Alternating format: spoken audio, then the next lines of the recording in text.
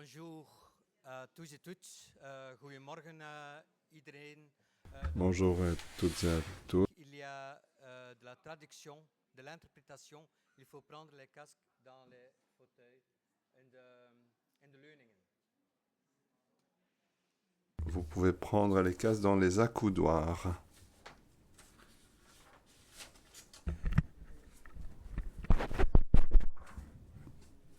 Choisir le canal.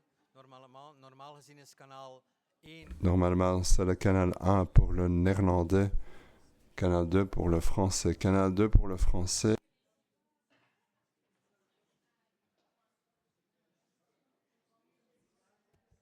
Canal 2 pour le français, est-ce que vous entendez pour la traduction? Est-ce que ça marche? Vous avez trouvé dans les accoudoirs vos casques. Merci. Moet je eerst hier aan. Staat de micro op? Ja, nochtans. Ja, toch. Jullie horen mij genoeg? Ja? Nee? Nu zou er vertaling moeten zijn, Normalement, il y a la traduction maintenant. Vers le français sur le canal 2 en op canal. Et pour le canal 1, le néerlandais, français, le canal 2. Est-ce que quelqu'un qui a un problème, test 1, 2, vous entendez la traduction?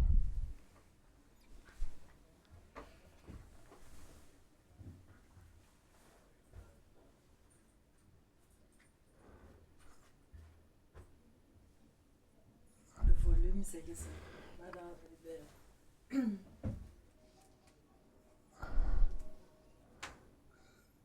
Sinon, il faut prendre.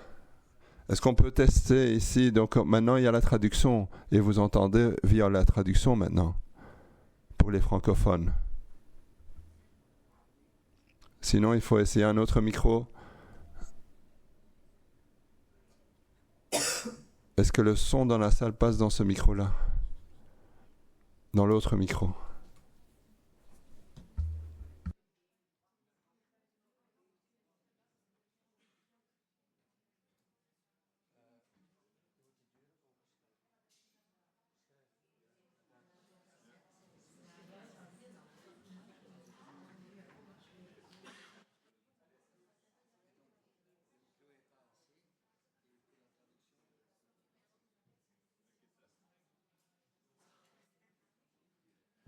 Test, we gaan nog eens. Ja, dat is al. On va retester, il y a déjà beaucoup mieux. Nu is het goed. De vertaling op kanaal 1 in het Nederlands et pour le français c'est le canal. Pour les Français, le canal 2. Voilà, bienvenue au séminaire d'aujourd'hui. Un séminaire que le Service interfédéral de lutte contre la pauvreté organise en collaboration avec l'Institut fédéral pour le développement durable. Il y aura de l'interprétation simultanée, ça on a testé. Et je vais vous présenter très court aussi le service de lutte contre la pauvreté et ensuite nos buts en fait avec l'organisation de ce séminaire. Je pense que c'est pas que tout le monde qui veut un fauteuil, donc parce qu'il y a aussi la projection dans l'autre salle, mais ça n'est pas nécessaire. Voilà. Le Service interfédéral de lutte contre la pauvreté est une institution publique, interfédérale et indépendante.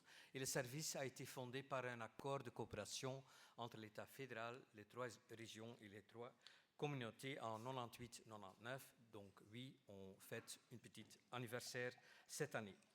Notre mission est l'évaluation de l'effectivité des droits dans des situations de pauvreté. Et on fait ça avec de différentes manières, avec des différentes initiatives, mais surtout aussi avec l'organisation des processus de dialogue et de concertation, en impliquant les personnes en situation de pauvreté, leur association dans laquelle ils se reconnaissent et leur réseau, mais aussi avec divers autres acteurs engagés dans la lutte contre la pauvreté. Chaque 2 ans, on publie un rapport bisannuel comprenant des analyses et des recommandations, et ces recommandations sont adressées aux différents gouvernements et parlements de notre pays.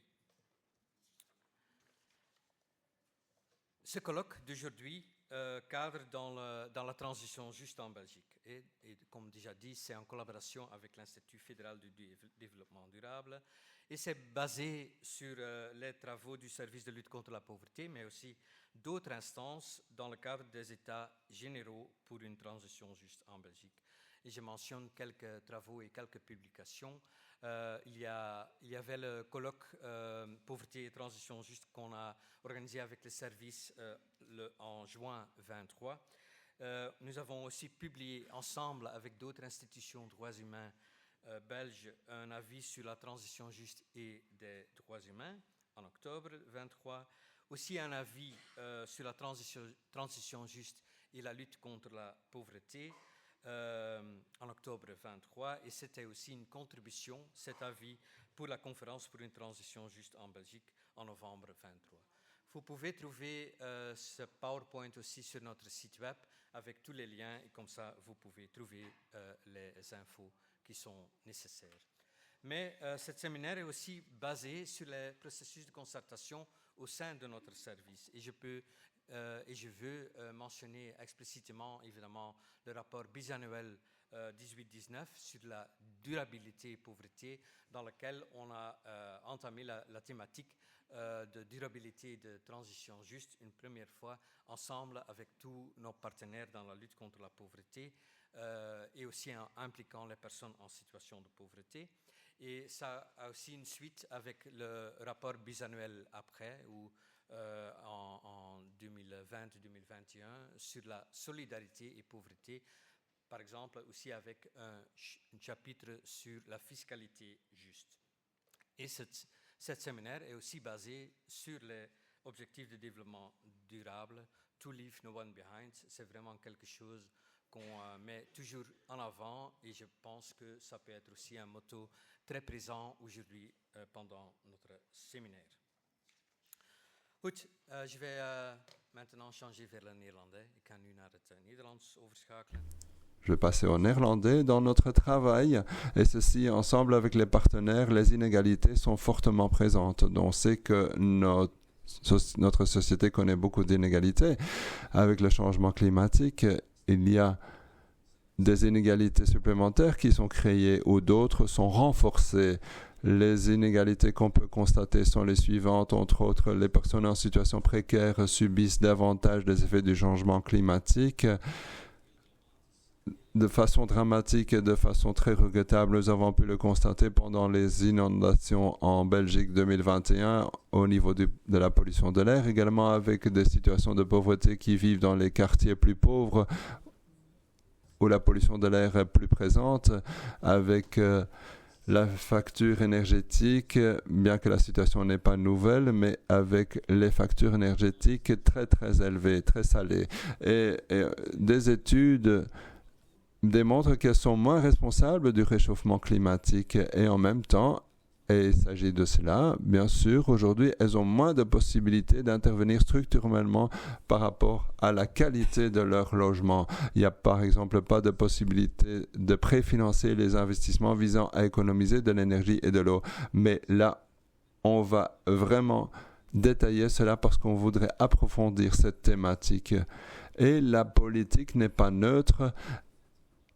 Il faut être attentif pour les effets de cette politique. Il y a donc un moins grand impact de cette politique, les effets mafieux, par exemple dans l'utilisation des primes et autres mesures gouvernementales, ou parfois, au contraire, il y a un plus grand impact des politiques comme des factures plus élevées en cas de consommation accrue ou l'utilisation d'appareils ou voitures plus polluantes. Donc ces inégalités sont très très présentes dans notre travail parce qu'aujourd'hui, la question centrale est la suivante: comment soutenir les ménages et les locataires à faible revenu pour que leur logement soit plus durable en raison de la constatation de ces inégalités justement, et le fait que ces groupes-ci sont touchés plus lourdement par rapport à la mesure et la politique prévue. Il y a trop peu d'attention pour ces groupes et on voudrait inciter davantage cette attention. Ce n'est pas une nouvelle constatation, ce n'est pas une nouvelle recommandation. On l'avait encore repris dans l'avis auquel je renvoyais à la transition juste et équitable et la pauvreté, nous avons explicitement formulé comme recommandation la thématique d'aujourd'hui. Avec le séminaire d'aujourd'hui, on voudrait approfondir cette attention pour la thématique. Comment le faire? Il faudrait organiser un échange avec des recommandations en vue d'une politique de logement et de climat, mais également les responsables politiques. Et en ce moment-ci, ils sont vraiment occupés à organiser le débat sur comment la législature suivante va se présenter à différents niveaux politiques. Donc la question aux responsables politiques d'entreprendre des actions avec les budgets nécessaires à la clé. Donc nous avons 2 keynotes, un l'après-midi, un le matin. Donc nous avons 8 groupes de travail avec une présentation de 3 initiatives et 2 réactions. On remercie les participants. Donc il y avait à chaque fois 3 participants, des initiatives présentées. On va organiser des échanges. Donc, comment atteindre ces groupes avec des initiatives, avec des mesures, comment effectivement les atteindre, les joindre. Nous avons fait une note également avec une description des initiatives présentées qui est disponible sur notre site web. Vous allez tout simplement visiter notre site web dans le séminaire Logement durable. Vous pouvez télécharger ou regarder cette note. Il y a quelques exemplaires sur papier ici présents. Et le séminaire, bien sûr, on l'espère avec beaucoup d'interactions de votre côté, avec la question de savoir comment peut-on effectivement soutenir des ménages et des locataires à faible revenu pour que leur logement soit plus durable. Ensuite, encore un petit peu de publicité pour notre matériel de communication. Vous pouvez communiquer via des hashtags suivants à utiliser durant le séminaire. Et vous pouvez connaître notre matériel sur notre site web, si vous voulez. Voilà, c'était donc une première introduction sur le service de lutte et la raison pour laquelle ce séminaire est organisé. Normalement, c'était prévu aussi que la ministre Zakia Katabi prenait la parole aujourd'hui, mais elle est excusée. Malheureusement, elle ne peut pas être présente ici, Zakia Katabi, mais ses 2 collaborateurs, Annalise de Munk et Matthijs van Mark, sont ici présents pour servir de porte-parole de la ministre pour ceux qui voudraient les contacter. Keynote, et je suis très heureux que Madame Françoise Bartiot a accepté de faire cette intervention et de faire cette présentation. Je vais faire une petite introduction de Madame Françoise Bartiot. Donc, elle est sociologue de l'environnement et docteur en démographie de l'Université catholique de Louvain. Elle est maître de recherche honoraire du Fonds de la recherche scientifique et a été professeure de sociologie de la famille, de méthodologie et de sociologie de l'environnement à l'UCL Louvain. Ses recherches portent sur les pratiques des ménages dans le secteur résidentiel, la justice environnementale et la pauvreté énergétique. Elle a coordonné plusieurs projets de recherche multidisciplinaires sur la consommation énergique des ménages en Belgique et dans d'autres pays européens. Merci Madame Bartiot d'avance et je vous invite de prendre la parole.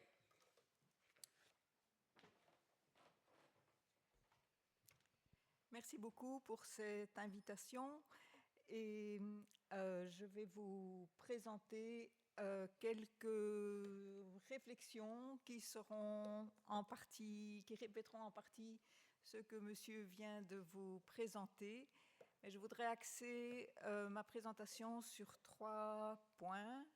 D'abord, revoir les 3 dimensions de la durabilité, puis l'approche par les capacités et enfin noter 2 tabous qui ne sont pas souvent explicités puisque ce sont des tabous et voir quelques solutions. Mais d'abord commençons par les 3 dimensions de la durabilité qui, comme vous le savez, sont les dimensions économiques, sociales et environnementale. Dans la dimension sociale, il faut aussi tenir compte de la dimension intergénérationnelle, et on va le voir tout de suite. Il est évidemment difficile d'articuler ces trois dimensions. Pour commencer, quelques chiffres. Vous avez ces chiffres ont été calculés dans une enquête belge publiée dans Ecological Economics. Vous avez la référence. Et sur le graphique de gauche, vous avez les émissions de carbone selon les déciles de revenus. Donc à gauche, les plus pauvres, les 10% les plus pauvres. La colonne de droite, les 10% les plus riches. Là, donc, sur le graphique de gauche, c'est par ménage, et sur le graphique de droite, c'est par tête. Et vous voyez que l'on calcule par ménage ou par tête. Le rapport entre les émissions des ménages les plus riches par rapport aux émissions des ménages les plus pauvres, c'est toujours au moins le double. Et vous avez la distinction selon la catégorie de biens. Et vous voyez le deuxième rectangle sur le bâtonnet concerne l'énergie et le logement. Et vous voyez qu'il n'est pas très variable selon le décile de revenus, contrairement à la dernière catégorie, les services, qui, elles, varient beaucoup plus en fonction du revenu. Vous trouverez tous les chiffres, toute la méthodologie dans cet article. Et les données sont basées notamment sur l'enquête belge des ménages de 2014. Donc, probablement que maintenant, les dépenses ont augmenté, non seulement en argent indexé, mais aussi en émissions de carbone.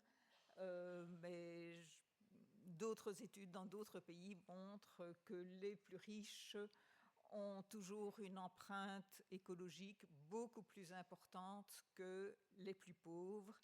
Et donc, c'est tout l'intérêt d'un séminaire comme celui-ci, organisé par le SPF Lutte contre la pauvreté.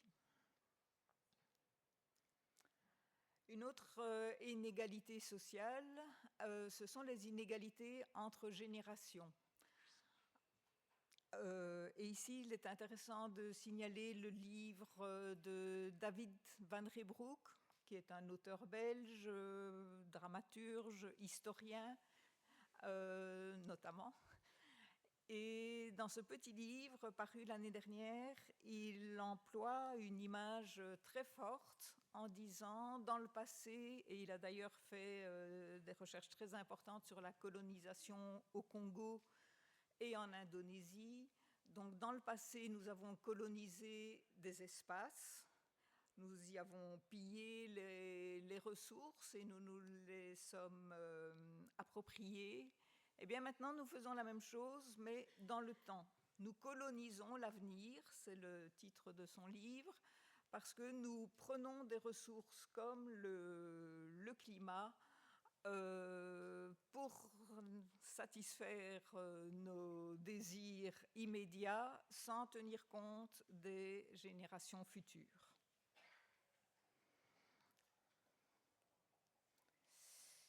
Et donc, il y a deux soucis couplés. Les mesures doivent viser à ne pas fragiliser les personnes les plus vulnérables socialement et économiquement, et aussi les générations futures, qui sont déjà les générations actuelles, puisque, en raison des changements climatiques, voilà quelques exemples. Un Européen né en 1993, et donc il y a 31 ans cette année, vivra 13 fois plus de vagues de chaleur qu'un Européen né en 1960 n'en a vécu. Et de même, un Européen né il y a quelques années, qui aura 4 ans cette année-ci, vivra 25 fois plus de vagues de chaleur qu'un Européen né en 1960. Et là, je vous invite, si vous ne le connaissez pas, à aller voir le site web myclimatefuture.info, où vous pouvez faire des scénarios en fonction de l'année de naissance, entre 1960 et 2020, en fonction aussi du continent, et il y a 3 possibilités selon que le réchauffement climatique sera plus ou moins grave, plus ou moins fort. Donc, sur le graphique en rouge, vous voyez ce qui se passera si les différents États dans le monde réalisent leurs engagements. C'est le réchauffement maximum. En orange, un réchauffement de 2 degrés et en jaune, le réchauffement à 1,5 degré. Et donc, pour faire tous ces scénarios, tous ces calculs, ce sont des démographes qui se sont alliés avec des climatologues pour faire donc tous ces scénarios. Et sur le site, vous trouverez un article scientifique qui explique toute la méthodologie. Mais donc, c'est intéressant parce que d'habitude, on dit en 2050, il y aura, je ne sais pas, je dis n'importe quoi, 5 fois plus de risques d'avoir tel événement climatique extrême. Mais là, c'est en fonction de la génération de naissance.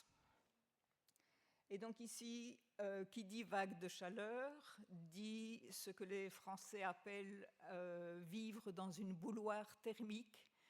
Et donc, il s'agit des logements qui sont surchauffés, soit parce qu'ils sont mal isolés, et donc en hiver, ils sont trop froids, et en été, trop chauds. Par exemple, les personnes qui vivent dans des appartements en haut d'un immeuble avec le toit qui n'est pas isolé. Ou alors, le problème de surchauffe peut se poser aussi dans les maisons très très bien isolées, mais où la ventilation n'a pas été bien prévue parce que les architectes n'ont pas réalisé qu'il fallait prévoir des solutions contre la surchauffe pendant l'été. Et dans ce cas, on appelle ça plutôt les maisons thermos. Dans la partie de gauche de la dia, vous voyez de nouveau un scénario fait sur le site My Climate Future.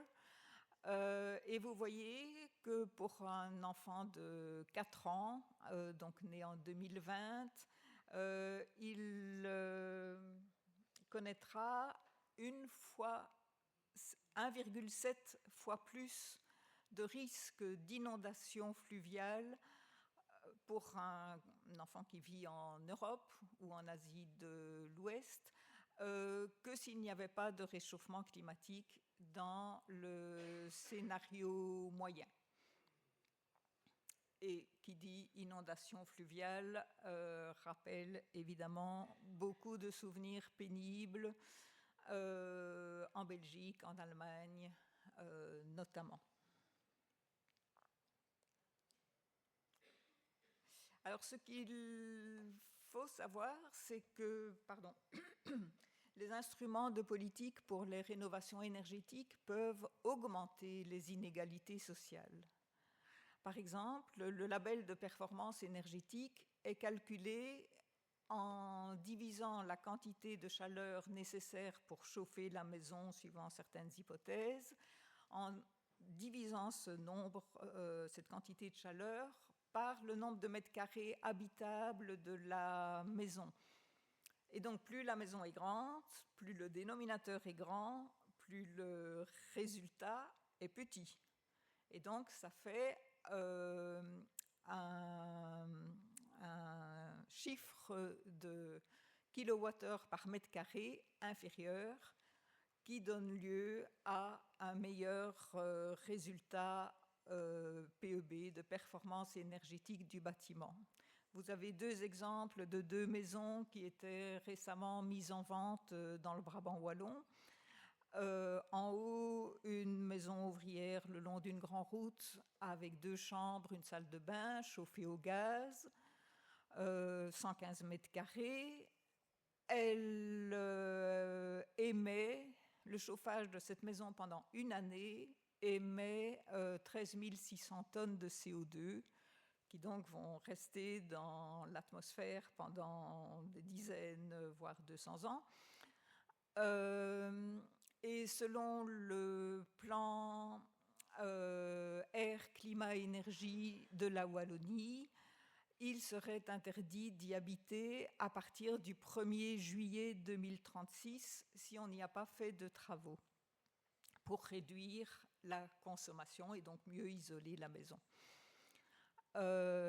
En dessous, vous avez une maison beaucoup plus importante, avec 9 chambres, 3 salles de bain, qui se chauffe au mazout et donc qui émet à presque le double de tonnes de CO2 que la maison ouvrière du dessus. Et comme elle est très grande, elle a un bon label PEB, le label C. Et selon ce même plan d'action, ce plan air, climat, énergie en Wallonie, il serait interdit d'y habiter, si on ne fait pas de travaux, beaucoup plus tard, à partir du 1er janvier 2050. Donc vous voyez que, par exemple, le fait de calculer ce PEB en fonction de la surface habitable a des influences, des conséquences non négligeables. Maintenant, les mesures d'implémentation de ce plan air, climat, énergie seront prises par le prochain gouvernement wallon, mais dans le plan qui a été approuvé en mars de l'an dernier, c'est ainsi que ça se présente. Alors, les inégalités socio-économiques et environnementales sont dues aussi à la fiscalité, parce que les mesures fiscales, il y a des mesures fiscales contre-productives dans le domaine du logement et qui défavorisent les personnes à revenus inférieurs. Par exemple, pour les personnes dans la moitié des revenus supérieurs, donc les 5 déciles supérieurs, plus de la moitié de ces ménages ont un prêt hypothécaire. Or, la déductibilité des prêts hypothécaires favorise les ménages périurbains et subsidie l'étalement urbain. Ça vient d'une étude faite par l'Université d'Anvers. Pour les rénovations, on sait bien que les primes, les déductions fiscales, les conseils gratuits des maisons de l'énergie, etc., ne sont accessibles qu'aux propriétaires, mais elles sont payées par tous. Ensuite, depuis juillet 2022, la TVA a été réduite à 6% sur les panneaux solaires et les pompes à chaleur. De nouveau, ce sont les ménages les plus favorisés qui en bénéficient. Et en plus, il faut être propriétaire. Et autre point, dans la facture d'électricité, les taxes pour les énergies renouvelables, notamment les panneaux solaires, sont payées par tous par la facture d'électricité, mais les plus bas revenus n'en profitent pas et les locataires non plus. Donc, tous ces points viennent d'un article dans un numéro du Vif de l'an dernier, et le titre de la couverture que vous voyez sur la droite, c'est « Comment les pauvres gâtent les riches ». Et puis indirectement, les voitures salaires permettent pour les bénéficiaires l'achat d'un logement plus grand, plus éloigné du lieu de travail, donnant droit à des primes à la rénovation supérieure en région wallonne, puisque c'est ce qu'on a vu à la dia précédente, la maison est généralement plus grande, et donc le dénominateur est plus grand, et donc le quotient est plus faible, et donc le PEB est meilleur. Et ce système des voitures salaires fait que l'État et les régions ont moins de rentrées fiscales.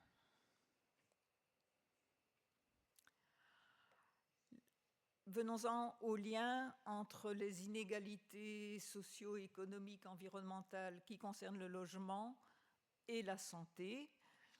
Et ces deux dimensions, logement et santé, de même que le revenu, l'instruction, etc., ont été prises en compte dans un indice belge composite de défavorisation multiple. Donc, les indicateurs ont été calculés pour chaque secteur statistique, donc c'est la plus petite unité territoriale pour faire des statistiques, ça correspond à un quartier, grosso modo, donc c'est beaucoup plus petit qu'une commune. On a calculé tous ces indicateurs, enfin c'est Scienzano et des chercheurs ont calculé tous ces indicateurs par secteur statistique pour 2001-2011 et on peut produire des cartes soit pour l'indice global, soit comme dans la dia suivante, à gauche pour le logement, à droite pour la santé. Plus c'est rouge, moins c'est bon, plus c'est bleu foncé, et mieux c'est. Et donc vous voyez qu'il y a des superpositions et que dans les grandes villes, notamment du Sillon, Aisne, Sambre et Meuse, c'est plutôt rouge. Et de nouveau, toutes ces données sont accessibles et donc on peut vraiment faire des recherches très poussées par secteur statistique pour une commune, par exemple. Je viens maintenant à la deuxième partie qui sera beaucoup plus courte que la première, qui est l'approche par les capacités, qui a été développée dans les années 90 par un économiste, Amartya Sen, et par une philosophe, Martha Nussbaum.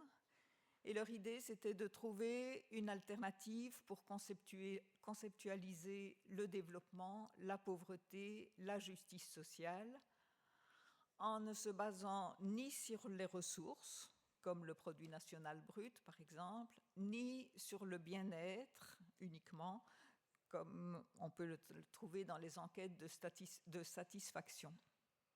Et donc, qu'est-ce que c'est qu'une capacité ? C'est une opportunité réelle de faire ou d'être. Par exemple, l'opportunité pour être en bonne santé. Et donc, cela dépend de facteurs personnels.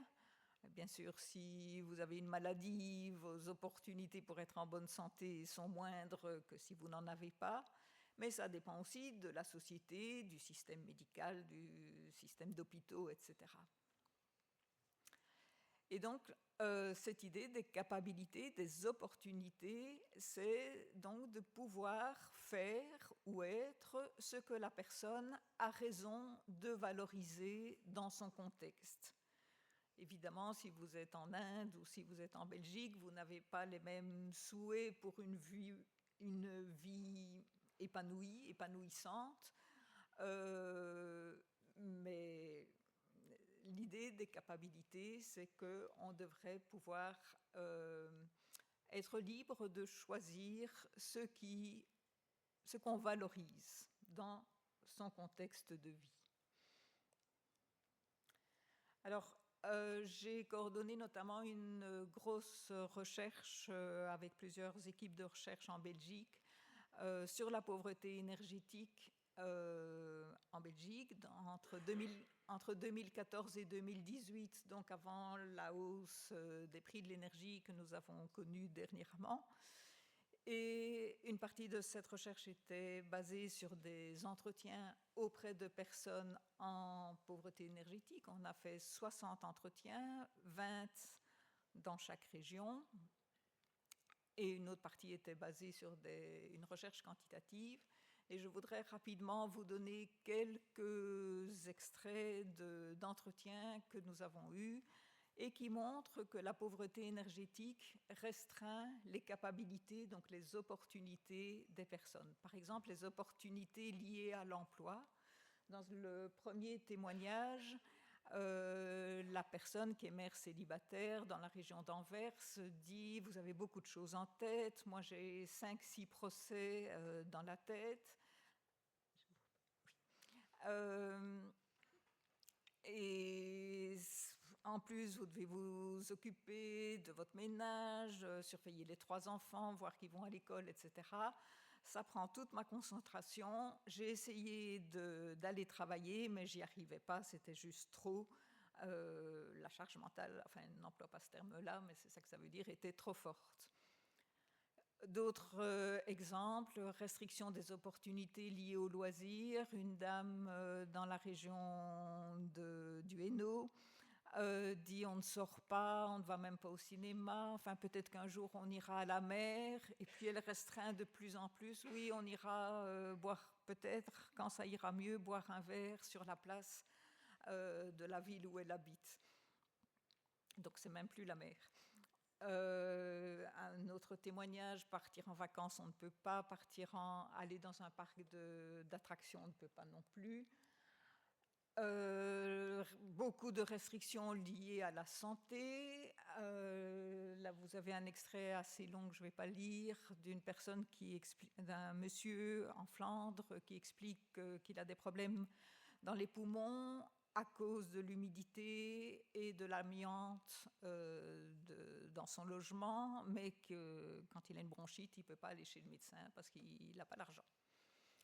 On a eu beaucoup de cas aussi de mères qui disent quand moi je devrais aller chez le médecin, j'y vais pas parce que je garde l'argent pour quand mes enfants doivent aller chez le médecin et encore je vais pas tout de suite.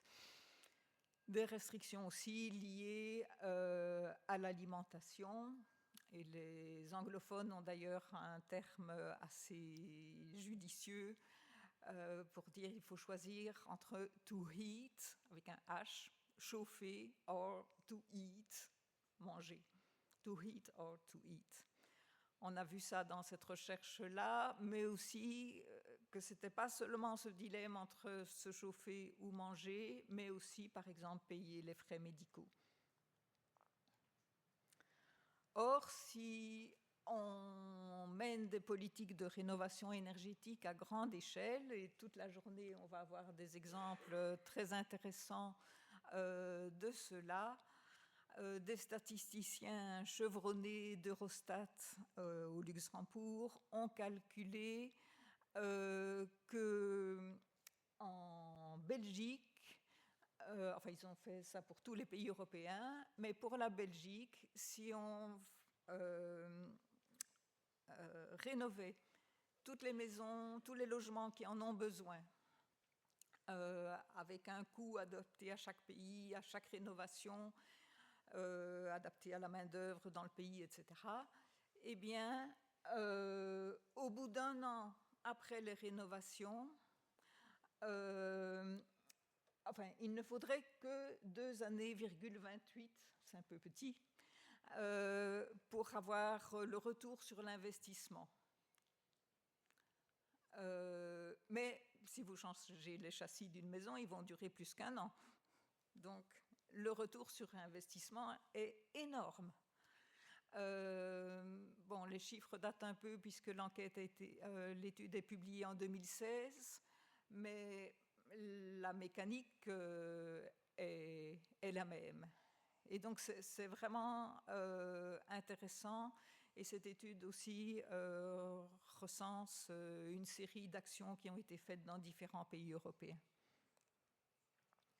Et enfin, quelques tabous. Contrôler le marché immobilier. On connaît bien le dilemme des coûts de rénovation énergétique qui sont pour les propriétaires bailleurs, mais les bénéfices avec des factures moindres sont pour les locataires. Que faire ? D'abord, peut-être une réglementation plus importante sur le montant des loyers, renforcer le pourcentage de non-indexation des loyers, à l'approche de la date butoir, diminuer le loyer éventuellement, et puis aussi peut-être s'inspirer de la tradition en Suède, où depuis 100 ans, les charges sont comprises dans le loyer. Donc le loyer dépend de la valeur d'usage du bien. Les loyers sont fixés annuellement par une commission mixte qui associe les propriétaires et les locataires. Et puis le loyer ne bouge plus. Donc si le propriétaire fait des rénovations énergétiques, la consommation d'énergie sera moindre et donc le propriétaire gagnera. Donc c'est un système fort intéressant que la Commission a essayé de changer depuis des années pour uniformiser par rapport à ce qui se fait comme par exemple chez nous, ou en Allemagne ou dans beaucoup d'autres pays. Mais les propriétaires sont les premiers à ne pas vouloir de ce système. Oui, je n'ai pas mis la référence, mais je pourrais ajouter une référence d'un article qui explique bien ce système. Et un autre tabou, c'est l'évaluation des politiques, ici liées au logement, mais ça se pose dans d'autres domaines, pour vraiment créer ou développer une culture de la responsabilité, de l'accountability en anglais, pour essayer de comprendre pourquoi toutes les actions entreprises jusque maintenant ont donné si peu de résultats. Et donc, il faudrait des équipes de recherche indépendantes, pluridisciplinaires, pour évaluer les effets inattendus notamment en termes de justice sociale. Et il faudrait développer une large concertation entre les services publics de différents niveaux, les associations et les citoyens, et associer davantage les citoyens aux décisions politiques. Et donc, en conclusion, je vais plaider pour des politiques de justice socio-écologique pour augmenter les capacités, donc les opportunités, diminuer les injustices sociales, tout en diminuant les impacts sur l'environnement, parce que, comme vous le savez tous, il est vraiment temps d'agir et fermement pour lutter contre ces injustices environnementales entre générations, donc qui appellent les décideurs d'aujourd'hui à agir vite et fort. Voilà, je vous remercie pour votre attention.